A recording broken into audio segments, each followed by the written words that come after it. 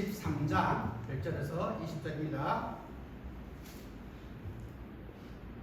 함께 읽겠습니다. 시작. 사라가 127세를 살았으니 이것이 곧 사라가 누린 횟수라. 사라가 가나안 땅 헤브론 곧 기럇 아르바에서 죽음에 아브라함이 들어가서 사라를 위하여 슬퍼하며 애통하다가 그 시신 앞에서 일어나 나가서 헷 족속에게 말하여 이르되 나는 당신들 중에 나그네여 거류하는 자이니 당신들 중에서 내게 매장할 소유를 주어 내가 나의 죽은 자를 내 앞에서 내어다가 장사하게 하시오. 헷 족속이 아브라함에게 대답하여 이르되 내 주여 들으소서. 당신은 우리 가운데 있는 하나님의 세우신 지도자이시니 우리 묘실 중에서 좋은 것을 택하여 당신의 죽은 자를 장사하게 하소서. 우리 중에서 자기 묘실에 당신의 죽은 자 장사함을 금할 자가 없으리라. 아브라함이 일어나 그 땅 죽인 헷 족속을 향하여 몸을 굽히고 그들에게 말하여 이르되 나로 나의 죽은 자를 내 앞에서 내어다가 장사하게 하는 일이 당신들의 뜻일진데 내 말을 듣고 나를 위하여 소아라는 에프론에게 구하여 그의 밤머리에 있는 그의 막벨나무를 내게 주도록 하되 충분한 대가를 받고 그 굴을 내게 주어 당신들 중에서 매장할 소유주가 되게 하시를 원하노라 하매 에브론이 헷 족속 중에 앉아 있더니 그가 헷 족속 곧 성문에 들어온 모든 자가 눈에서 아브라함에게 대답하여 이르되 내 주여 그리 마시고 내 말을 들으소서. 내가 그 밭을 당신에게 드리고 그 속의 굴도 내가 당신에게 드리되 내가 내 동족 앞에서 당신에게 드리오니 당신의 죽은 자를 장사하소서. 아브라함이 이에 그 땅의 백성 앞에서 몸을 굽히고 그 땅의 백성이 듣는 데서 에브론에게 말하여 이르되 당신이 합당히 여기면 청하건대 내 말을 들으시오. 내가 그 밭값을 당신에게 주리니 당신은 내게서 받으시오. 내가 나의 죽은 자를 여기 장사하겠노라. 에브론이 아브라함에게 대답하여 이르되 내 주여 내 말을 들으소서. 땅값은 은 400세겔이나 그것이 너와 당신 사이에 수송중자가 되니까 당신의 죽은 자를 장사하소서. 아브라함이 에브론의 말을 따라 에브론이 헷 족속이 듣는 데서 말한 대로 상인이 통용하는 은 400세겔을 따라 에브론에게 주었더니 막벨라에 있는 에브론의 밭 곧 그 밭과 거기에 속한 굴과 그 밭과 그 뒤에 들린 모든 나무가 성문에 들어온 모든 헷 족속이 보는 데서 아브라함의 소유로 확정된지라. 그 후에 아브라함이 그 안에 사라를 가나안 땅 마므레와 막벨라에 장사하였더라. 마므레는 곧 헤브론이라. 이와 같이 그 밭과 거기에 속한 굴이 헷 족속으로부터 아브라함이 매장할 소유로 확정되었더라. 아멘. 말씀 전하기 전에 우리 드려진 헌금과 말씀을 잘 듣기 위해서 함께 기도하겠습니다. 고마우신 하나님 감사합니다. 지난 한 주간 주의 은혜 가운데 이 힘들고 어려운 생활 속에서도 잘 견디며 승리하게 하셨다가 오늘 주일을 맞아서 하나님을 예배하고 찬양하는 자리에 함께 있게 하시니 감사합니다. 오늘 하나님을 예배하면서 우리에게 주신 물질 중 일부 하나님께 봉헌합니다. 이 예물 받으시고 하나님은 영광이 되시기를 원합니다. 준비하여 드리는 손길마다 어렵고 힘든 세상 살아갈 때 더 힘을 얻어서 하나님의 영광을 위해 사는 삶 되게 도와주시고 드리지 못한 손길들까지라도 하나님 그 손길들을 축복하시고 그 마음에 하나님 만배의 축복을 주심으로 말미암아서 하나님께 드리는 것들이 기쁘고 즐거움이 될 수 있도록 우리의 삶을 복되게 인도하여 주시옵소서. 특별히 오늘 우리에게 처음 참석한 분들이 있습니다. 이분들 마음속에 하나님이 영이 함께 하셔서 앞으로 살아가는 모든 생애 속에 이분들의 삶을 우리 하나님 친히 주장하시고 인도하여 주시옵소서. 오늘 말씀을 듣습니다. 듣는 말씀 가운데 성령께서 강하게 우리를 조망하셔서 하나님 말씀을 들을 때마다 아멘으로 하답하게 하시되 특별히 한 주간 우리의 몸으로 우리의 삶으로 이 말씀을 살아내는 그리스도인 될 수 있도록 우리의 삶을 축복하여 주시옵소서. 감사를 드립니다. 우리 주님 예수님의 이름으로 기도하옵나이다. 아멘. 사라는 아브라함의 인생 동반자로서 그와 함께 긴 여행을 했고 기근으로 인한 고통과 쓰디쓴 시험의 강을 함께 건넜습니다. 여러 가지 실수가 있었지만 약속의 후손을 보는 감격을 누리기도 했습니다. 물론 이 약속의 아들을 번제로 드리러 간 아브라함으로 인해 말할 수 없는 아픔도 겪었을 것입니다. 고대의 역사가 거의 대동소이하겠습니다만 우리나라와 비슷한 가부장적 사회 구조를 형성했던 히브리인들은 여자에 대한 언급을 회피할 뿐만 아니라 실제 생활 속에서도 경시하는 풍조가 있었습니다. 이러한 풍조에도 불구하고 성경에는 몇몇 여인들의 빛나는 공적과 인품 등이 상세하게 묘사되고 있습니다.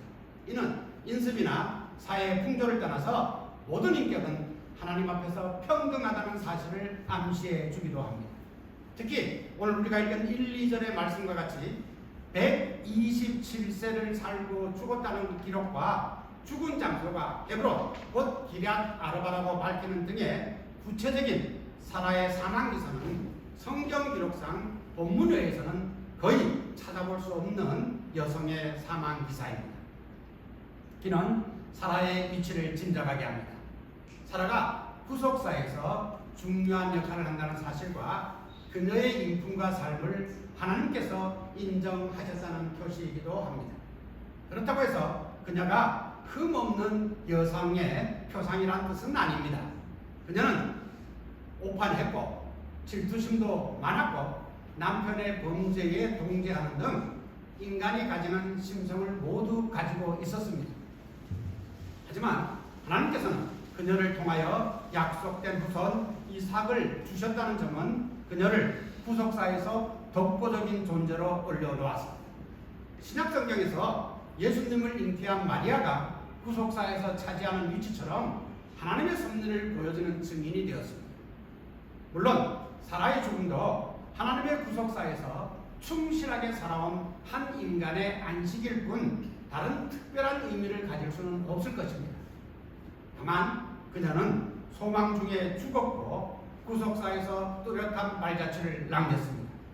그러므로 사라의 죽음은 오직 하나님만이 이 땅에 살아남아 충성과 헌신을 아끼지 않는 사람들에게 풍성한 은혜를 베푸신다는 교훈을 준다고 하겠습니다. 그런데 오늘 우리가 읽은 본문은 독특하게도 사라의 죽음에 대한 기사라기보다는 사라가 묻힐 매장지를 구하는 아브라함의 모습에 더 집중하고 있습니다. 이것은 본장의 기록 목적이 사라의 죽음에서 끝나는 것이 아니라 이를 통해서 아브라함이 어떻게 해서 헤브론의 땅을 소유하게 되었으며 더하여서 이 땅을 왜 소유해야만 하는지를 교훈하기 위한 것이기도 합니다.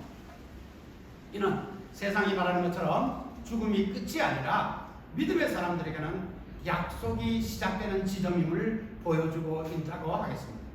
때문에 오늘 기사는 죽음에 대한 단순한 기사가 아니라 사라는 죽었지만 하나님의 약속은 죽지 않았다는 것을 보여주는 장면이라 하겠습니다.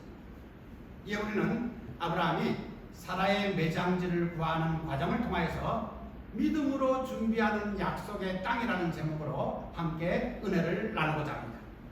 첫 번째로 우리가 집중해야 되는 주제는 사라의 죽음 그리고 약속을 붙드는 아브라함의 믿음입니다.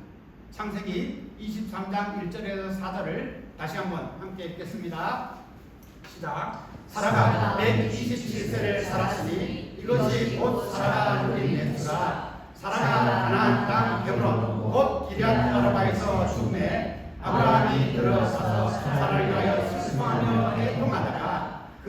신 앞에서 일어나 나가서 헷 족속에게 말하여 이르되 나는 당신들 중에 나그네요 거류하는 자이니 당신들 중에서 내게 매장할 술주를 주어 내가 나의 죽음날을 내 앞에서 내어다가 장사하게 하시오.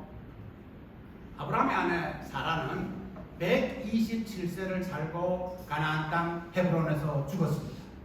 그녀는 65세에 아브라함을 따라서 하란을 떠나 가나안 땅으로 들어와서 62년을 살았고 이삭을 낳은 후 37년을 살았습니다. 기럇 아르바라고도 불렸던 헤브론은 가나안 정착 초기에 20년 이상 거주했던 곳입니다. 소돔과 고모라의 멸망 이후 네겝으로 이주하여서 블레셋 땅에서 거류했었고 지난주에 보았던 22장에 이삭의 죽음 대신 준비된 어린 양 여호와 일의 사건 전후로는 부엘세바라는 곳에서 거주했었습니다. 그러나 사라가 죽은 장소가 부엘세바가 아닌 헤브론으로 지금 소개되면서 이 이야기 초점, 즉 내러티브의 초점은 다시 하나님의 약속의 장소인 가나안 땅으로 옮겨옵니다. 아브라함은 사라의 죽음을 슬퍼했습니다. 그러나 슬픔에만 빠져있지 않고 즉시 사라의 매장지를 매수하는 절차에 착수합니다. 이 3절에 등장하는 헷 족속은 함의 아들 가나안의 후손으로 창세기 10장 15절에 처음 등장하는데 이 명칭은 약 기원전 1200년경에 해양 민족들에게 멸망당한 후대의 히타이트 제국과 동일시되는 헷 족속을 가리키는 것으로는 보이지 않습니다. 즉 북부 아나톨리아 현재 튀르키예 지역이죠. 이 지역에 강대한 형성을 구축했던 히타이트 제국도 이 헷이라고 불렸는데 간혹 보면 역사를 좋아하시는 분들은 이 히타이트족과 헷 족속을 동일시하는 경향이 있는데 지금 이 히타이트족을 얘기하고 있는 것 같지는 않아 보여요. 물론 최근 튀르키예 지역에 이 유족 발굴로 인해서 이게 동일 집단이라고 보는 견해가 있기도 합니다만 아직까지는 역사적 고증을 종합해 볼 때 이 히타이트족으로 보기에는 조금 무리가 있는 것 같습니다. 이들은 다른 집단일 수도 있고 혹은 본문에서 헷 족속, 즉 헷의 아들로 명명하여서 그저 다른 사람들을 가리키는 일반적 의미로 사용되었을 수도 있는 것으로 보입니다. 그러므로 지금 성경에서 말하고 있는 헷 족속은 가나안 남부 헤브론 인근에 장착한 지역 공동체를 지칭하는 것으로 보는 것이 좋겠습니다. 그들은 당시 가나안 문화권에 속했을 것으로 추정됩니다. 그들은 훗날 이스라엘의 적이 되며 하나님은 그들을 그 땅에서 쫓아내실 것입니다. 신명기 7장 1절에서 2절입니다. 내 하나님 여호와께서 너를 인도하사 내가 가서 차지할 땅으로 들이시고 내 앞에서 여러 민족 헷 족속과 기르가스 족속과 아모리 족속과 가나안 족속과 그리스 족속과 히 족속과 여부스 족속 곧 너보다 많고 힘이 센 7 족속을 쫓아내실 때에 내 하나님 여호와께서 그들을 내게 넘겨 내게 치게 하시리니 그때 너는 그들을 진멸할 것이라. 그들과 어떤 언약도 하지 말 것이요 그들을 불쌍히 여기지도 말 것이며. 하지만 지금 읽은 이 성경의 갈등은 미래에 일어날 일입니다. 지금 아브라함은 무덤을 구하기 위하여 토지 거래에 참여합니다. 그럼 먼저 공동체 안에 의사결정자로 추정되는 헷 족속의 한 집단을 향하여 말합니다. 나는 당신들 중에 나그네요 거류하는 자이니. 하나님께서는 이미 땅을 주시겠다고 아브라함에게 약속하셨지만 이때까지 아직 한 평의 땅도 아브라함의 것이 아니었습니다. 그런데도 그는 하나님의 약속을 의심하지 않았습니다. 아브라함은 현실보다 하나님의 약속을 더 신뢰했기 때문입니다. 오늘 사라의 매장지를 구하는 이야기는 주된 의미는 아브라함이 약속의 땅 일부를 믿음으로 소유하게 된다는 얘기입니다. 아브라함은 햇사람 에브론의 밭과 굴을 매입함으로써 이제 그의 후손이 큰 민족이 될 것이라는 약속에 암수된 땅을 얻는 일에 첫 발을 내딛고 있는 것입니다. 창세기 10장 1절에서 2절입니다.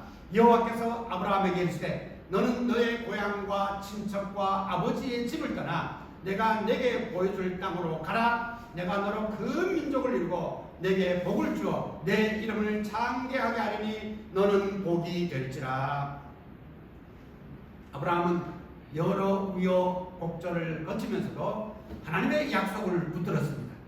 비록 오랜 세월이 흘렀지만 그는 약속의 아들 이삭을 얻었으며 이제 사라의 죽음과 더불어서 약속의 땅을 믿음으로 준비하는 첫걸음을 걷습니다. 사랑하는 성도 여러분, 우리도 사랑하는 가족을 잃습니다. 질병도 만나고 사업의 어려움도 만나고 인간관계의 단절과 아픔을 겪으며 눈물도 흘립니다. 그러나 믿음은 슬픔 속에서도 좌절에 머물지 않고 하나님의 약속을 붙드는 것입니다. 예수님도 십자가에서 죽으셨지만 그분의 부활로 인하여 우리의 잠깐의 고통은 아주 영원한 절망이 될 수는 없었습니다. 우리가 살피면서 따라온 아브라함의 여정은 늘 우리에게 소망을 줍니다. 히브리서 11장 13절에서 16절입니다.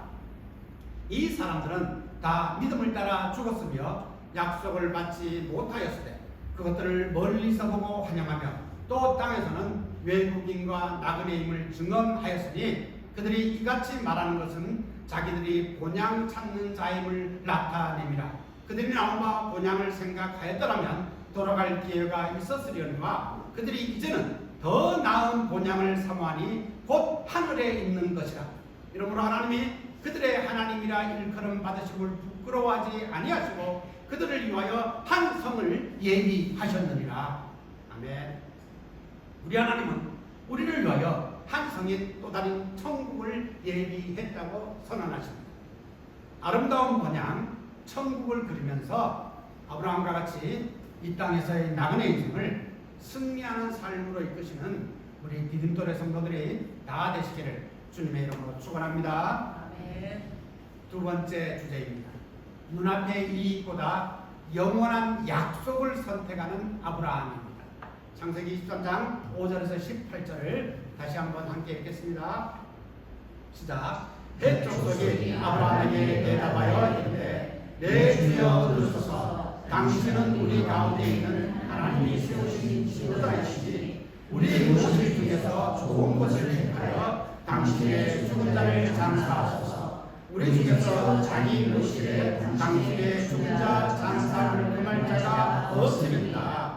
아브라함이 일어나 그 땅 주민 헷 족속을 향하여 몸을 굽히고 그들에게 말하여 이르되 나로 나의 죽은 자를 내 앞에서 내어다가 장사하게 하는 일이 당신들의 뜻일진데 내 말을 듣고 나를 위하여 소아의 아들 에브론에게 구하여 그가 그의 남무리에 있는 그의 막벨라 굴을 내게 주도록 하되 충분한 대가를 받고 그 굴을 내게 주어 당신들 중에서 매장할 소유지게 되게 하기를 원하노라 하매 에브론이 헷 족속에 앉아있더니 그가 헷 족속 곧 성문에 들어간 모든 자가 듣는 데서 아브라함에게 대답하여 이르되 내 주여 그리 마시고 내 말을 들으소서. 내가 그 밭을 당신에게 드리고 그 속의 물도 내가 당신에게 드리되 내가 내 동족 앞에서 당신에게 드리노니 당신의 죽은 자를 장사하소서. 아브라함이 이에 그 땅의 백성 앞에서 몸을 굽히고 그 땅의 백성이 듣는 데서 에브론에게 말하여 이르되 당신이 합당히 여기면 청하건대 내 말을 들으시오. 내가 그 밭값을 당신에게 주리니 당신은 내게서 받으시오. 내가 나의 죽은 자를 거기 장사하리라. 에브론이 아브라함에게 대답하여 이르되 내 주여 내 말을 들으소서. 땅값은 은 400세겔이나 그것이 나와 당신 사이에 무슨 문제가 되니까 당신의 죽은 자를 장사하소서. 아브라함이 에브론의 말을 따라 에브론이 헷 족속이 있는 데서 말한다고 상인이 통용하는 은 400세겔을 따라 에브론에게 주었더니 마므레 앞 막벨라 있는 에브론에 가 곧 그 밭과 거기에 속한 물과 그 밭과 그 주위에 불린 모든 나무가 성문에 들어온 모든 해 족속이 부는 데서 아브라함의 소유로 확정된지라. 아브라함은 사라의 매장지를 구하기 위해 통상적 상거래가 이루어지는 헷 족속의 성문으로 갔습니다. 이날 에브론을 비롯하여 헷 족속이 성문에서 토지 매매를 주관하는 모습은 이들이 일정한 사회적 권한을 가진 공동체였음을 암시해주고 있습니다. 헤브론에는 이들 외에 마므레와 형제들이 속한 아모리 족속도 함께 거주하고 있었습니다.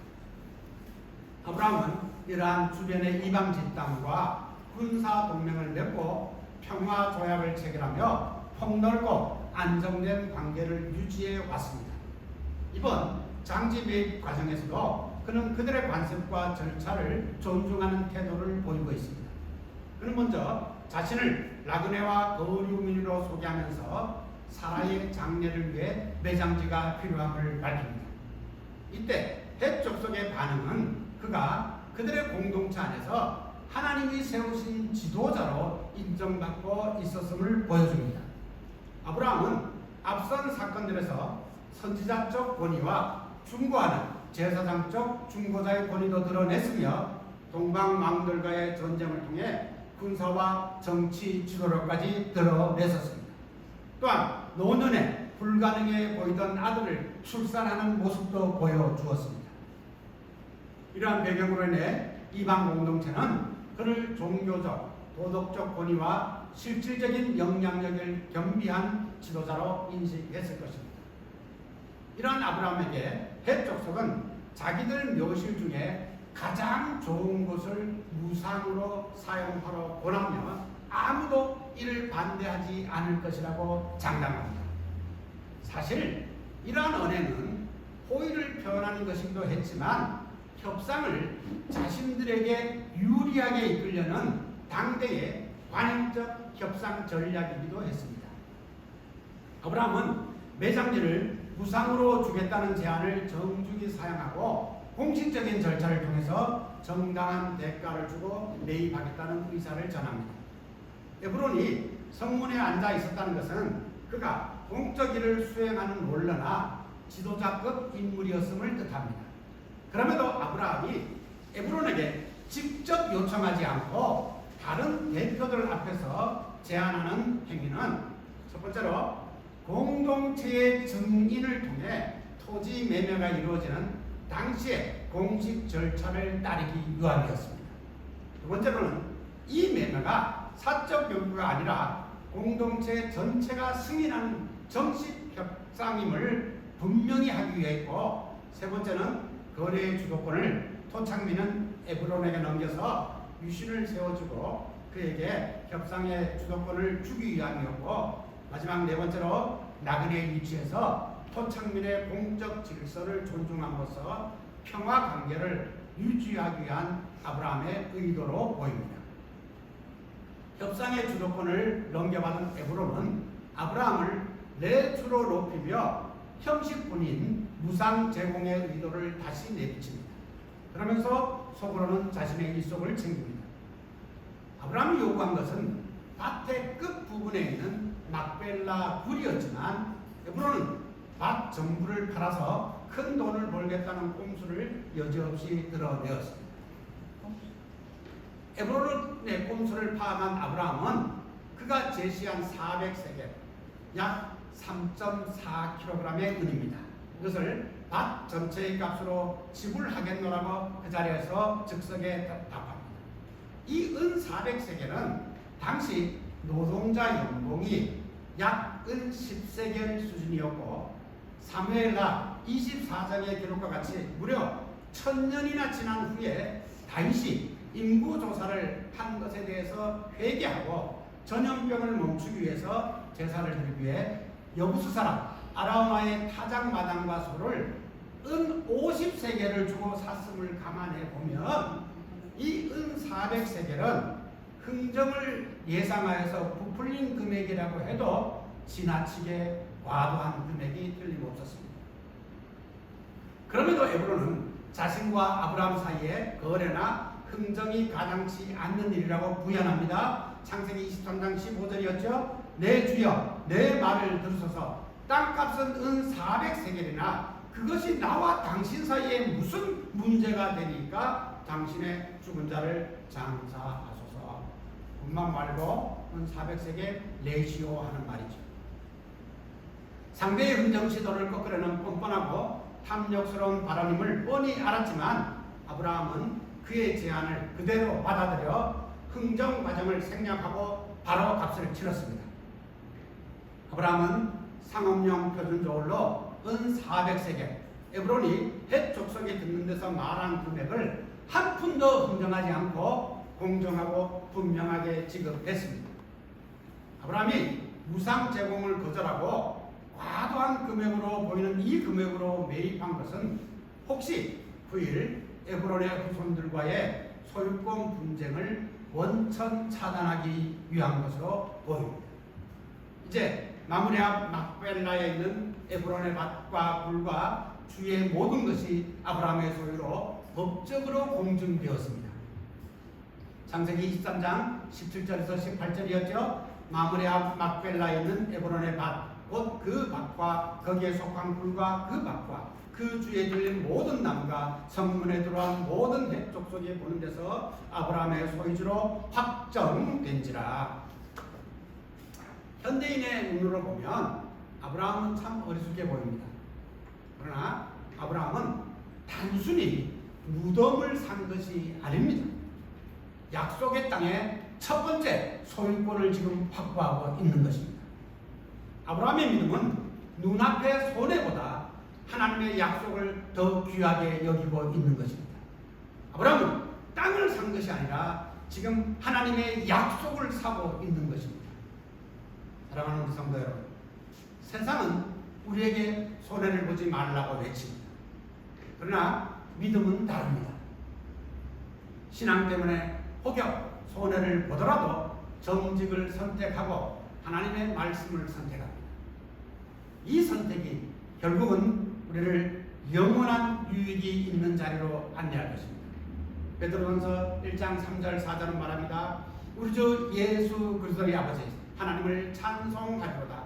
그의 많으신 긍휼대로 예수 그리스도를 죽은 자 가운데서 부활하게 하심으로 말미암아 우리를 거듭나게 하사 산 소망이 있게 하시며 썩지 않고 더럽히지 않고 쇠하지 아니하는 유업을 있게 하시나니 곧 너희를 위하여 하늘에 간직하신 것이라. 아멘. 이 말씀을 마음에 깊이 간직하고 썩지 않고 더럽히지 않고 쇠하지 않는 유업을 얻기 위하여 우리의 생이 다 하는 날까지 믿음으로 힘들더라도 견뎌내며 이 생을 잘 살아내는 우리 믿음들의 성도들이 다 되시기를 우리 주님의 이름으로 축복합니다. 아멘. 이제 세 번째입니다. 죽음 너머의 부활을 바라보는 믿음입니다. 창세기 23장 19절에서 20절입니다. 함께 읽습니다. 시작. 그 후에 아브라함이 그 아내 사라를 가나안 땅 마므레 앞 막벨라 밭 굴에 장사하였더라. 마므레는 곧 헤브론이라. 이와 같이 그 밭과 거기에 속한 굴이 헷 족속으로부터 아브라함이 매장할 소유로 확정되었더라. 아브라함은 무상 제공을 받아 사라의 장주로 사용할 수도 있었을 텐데 왜 돈을 주고 법적인 소유권을 가지게 땅을 매수하였을까요?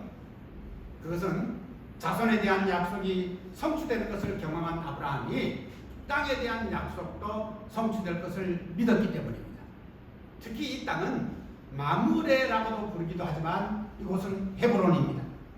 이곳은 아브라함이 조카 롯이 자기를 떠난 후에 여호와께서 나타나셔서 이 땅을 주시겠다고 약속하셨을 때 제단을 쌓았던 곳입니다.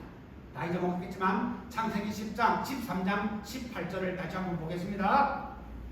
시작. 이에 아브라함이 장막을 옮겨 헤브론에 있는 마므레 산수리 숲에 이르러 거주하며 거기서 여호와를 위하여 제단을 쌓았더라. 아브라함은 하나님의 약속대로 자손들이 반드시 이 땅을 차지하게 될 것이라는 믿음을 가지고 있었습니다. 이 막벨라 굴은 가문의 묘실이 되어서 이후에 아브라함뿐만 아니라 이삭과 리브가 야곱과 레아까지 이 무덤에 장사됩니다. 왜 조상들은 모두 이곳에 묻히기를 원하셨을까요? 그것은 가나안이 하나님이 약속하신 땅이었기 때문입니다. 그러나 더 중요한 이유가 있었습니다. 아브라함이 궁극적으로 바라본 것은 가나안이 아니라 하늘 본향이었습니다. 그것은 아브라함의 본향이요 우리 믿는 자들의 본향으로 우리 주님이 재림하실 때에 들어가게 될 완전한 하나님의 나라입니다. 믿음의 조상들은 부활을 믿었습니다. 무덤을 약속의 땅에 두는 것은 우리는 다시 살아날 것이라고 하는 믿음의 고백이었습니다. 고린도전서 15장 54절에서 57절입니다. 이 썩을 것이 썩지 아니함을 입고 이 죽을 것이 죽지 아니함을 입을 때에는 사망을 삼키고 이기리라고 기록된 말씀이 이루어지리라. 사망아 너희 승리가 어디 있느냐? 사망아 내가 쏘는 것이 어디 있느냐? 사망이 쏘는 것은 죄요 죄의 본능은 율법이라. 우리 주 예수 그리스도로 말미암아 우리에게 승리를 주시는 하나님께 감사하노니. 예수님께서 살아나셨기 때문에 우리의 무덤도 마지막 목적지는 아닙니다. 예수님의 비어있는 빈 무덤이 우리의 소망입니다. 사랑은 죽었습니다. 그러나 하나님의 언약은 죽지 않았습니다. 약 2000년이 흐른 후 예수님께서도 무덤에 들어가셨습니다. 그러나 사흘 만에 부활하셨습니다. 예수님의 부활이 있었기에 믿는 자의 무덤은 절망의 장소가 아니라 부활을 기다리는 잠자리가 될 것입니다. 막벨라굴은 빈 무덤으로 이어지는 하나님의 구속사의 한 장면을 우리에게 보여주고 있습니다. 이제 예수님의 부활을 믿으며 우리의 본향 하늘나라를 기대하며 나그네로 사는 이 땅에서 어떠한 어려움을 당하더라도 구원의 확신이 흔들리지 않는 성도들이 다 되시기를 우리 주님의 이름으로 함께 소망하며 축원합니다. 이제 말씀을 맺으러 갑니다. 믿음으로 준비하는 약속의 땅 하늘나라입니다. 창세기 23장은 겉으로 보기에는 장래의 이야기입니다. 그러나 실제로는 죽음 속에서도 살아있는 하나님의 약속, 하나님의 언약 이야기입니다. 창세기 23장은 우리에게 몇 가지 소중한 믿음의 가치를 전해줍니다. 믿음은 슬픔 가운데서도 하나님의 약속을 붙드는 힘을 줍니다. 믿음은 눈앞의 이익보다 영원한 하나님의 약속을 선택하도록 돕습니다. 믿음은 죽음 너머에 부활을 바라보는 희망을 줍니다. 오늘 우리도 인생에 여러 종류의 막벨라 굴을 만날 수 있습니다. 사랑하는 사람과의 이별, 질병, 실패, 관계의 배신, 노년의 두려움, 가장의 죽음 등이 우리 앞에 놓일 수 있습니다. 그러나 그리스도 안에 있는 성도는 무덤을 바라보는 사람들이 아니라 무덤을 이기신 예수 그리스도를 바라보는 사람들입니다. 사와의 무덤은 끝이 아닙니다. 그것은 하나님이 언약이 이루어질 것을 증언하는 약속의 장소였습니다. 우리에게도 예수 그리스도의 십자가와 부활이 있기에 마지막은 죽음이 아니라 영원한 생명입니다. 죽음도 하나님의 약속을 가로막지는 못합니다. 예수 그리스도 안에서 하나님의 약속은 반드시 성취됩니다. 이 믿음으로 아브라함은 하늘 본향을 사모하였습니다. 다시 한번 히브리서 11장 13절에서 16절을 함께 읽겠습니다. 여러분의 신약성경, 구약이 아니고 신약 뒤쪽 편입니다. 365쪽 부분입니다. 히브리서 11장 13절에서 16절입니다. 여러분의 신앙이 흔들릴 때 밑줄 잘 그어놓고 한 번씩 더 음미하면 좋겠습니다. 우리는 같이 뜻을 음미하면서 천천히 함께 읽겠습니다. 시작. 이 사람들은 다 믿음을 따라 죽었으며 약속을 받지 못하였으되 그들을 멀리서 보고 환영하며 또 땅에서는 외국인과 나그네 입을 증언하였으니 그들이 이같이 말하는 것은 자기들이 본향 찾는 자임을 나타내리라. 그들이 나옴과 본향을 생각하였더라면 돌아갈 기회가 있었을 것이나 그들이 이제는 더 나은 본향을 사모하니 곧 하늘에 있는 것이다. 이러므로 하나님이 그들의 하나님이라 일컬음을 받으심을 부끄러워하지 아니하시고 그들을 위하여 한 성을 예비하셨느니라. 아멘. 이제 우리가 약속을 따라 믿음으로 준비해야 하는 땅은 하늘나라입니다. 이 세상의 땅은 아무리 많이 가지고 있다고 해도 하늘 갈 때 모두 두고 가야 합니다. 우리가 믿음으로 살았다고 하면서도 하늘 갈 때 준비된 하늘의 땅이 단 한 평도 없다면 얼마나 서글프겠습니까? 이제라도 늦지 않았습니다. 우리를 위해 십자가에서 죽어주신 우리 주님의 대속의 은혜를 기억하고 진정으로 믿음으로 받아들이고 남은 삶은 그냥 하늘을 바라보시면서 사는 삶 되시기를 우리 주님의 이름으로 간절히 축복합니다. 기도하겠습니다. 하나님 감사합니다. 사랑의 죽음을 통하여 우리의 인생이 육체의 죽음으로 끝나지 않음을 알게 하시니 감사합니다. 우리의 현실은 힘들고 불가능해 보이는 것으로 넘친다 해도 우리 하나님은 능하지 못할 일이 없음을 믿으며 좌절하지 않고 하늘 본향을 바라보며 우리의 나그네 인생길을 잘 걸어가도록 인도하여 주시옵소서. 예수 그리스도 우리 주님을 통하여 주시는 구원의 약속을 끝까지 붙들게 하시고 우리의 힘든 삶, 좌절하고 포기하고 싶은 삶 속에서도 하나님의 신실하심과 일하심을 경험하게 하시옵소서.